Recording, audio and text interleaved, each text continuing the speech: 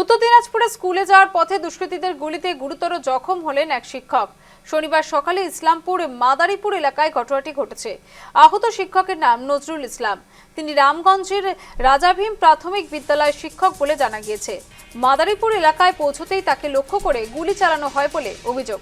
গুলিবিদ্ধ অবস্থায় তিনি রাস্তায় লুটিয়ে পড়লে স্থানীয় বাসিন্দারা দ্রুত তাকে উদ্ধার করে ইসলামপুর মহকুমা হাসপাতালে নিয়ে যান। পরবর্তীতে শিলিগুড়িতে একটি বেসরকারি হাসপাতালে নিয়ে গেলে তাকে মৃত বলে ঘোষণা করা হয়। ঘটনার খবর পেয়ে পুলিশ ঘটনাস্থলে পৌঁছে তদন্ত শুরু করেছে। ঠিক কী কারণে এই হামলা এই সম্পর্কিত কিন্তু এখনো পর্যন্ত সঠিক তথ্য মেলেনি এবং কারা জড়িত রয়েছে তাও জানা যায়নি।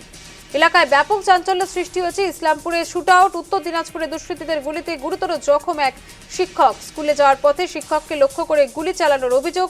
আহত শিক্ষকের নাম নজরুল ইসলাম। ঘটনা ইসলামপুরের মাদারীপুর এলাকায়।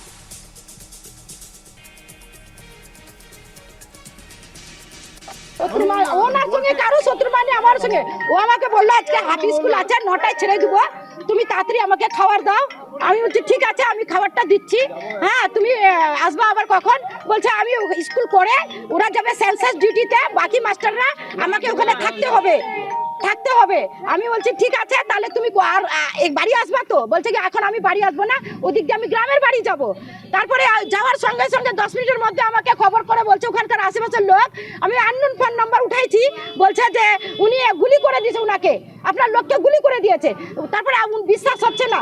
তারপরে আমার হাজবেন্ড বলছে আমাকে গুলি করে দিয়েছে। আমি বলছি হাজবেন্ড কি কিছু বললো যে কাকে গুলি করতে না করছে? ওটা তো এমনি গাড়ি বাইক নিয়ে তো উল্টেই পড়ে গেছে, কাকে দেখবে? নাকি বাইকে পিছু করে কি গুলি করেছে?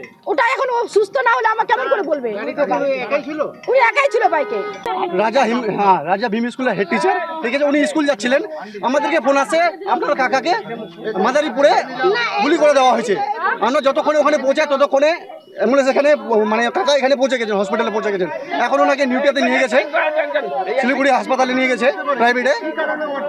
আমরা তো এত কিছু জানি না, কিন্তু উনি তো একজন শিক্ষিত লোক, উনি টিচার, কোনো কারোর সাথে কোনো শত্রুতা নেই, কোনো পলিটিক্সের সঙ্গে যুক্ত নেই। উনি স্যার উনি একজন টিচার, শিক্ষিত লোক, ওনার সাথে কারো কোনো দুশ্মনী হবে কেন মারতে পারে এটা তো কোনো কারণ না স্যার। মানে বুঝতে পারছি না ওনাকে কেন গুলি করা হলো। ওনার তো কারোর সাথে কোনো শত্রুতা নেই।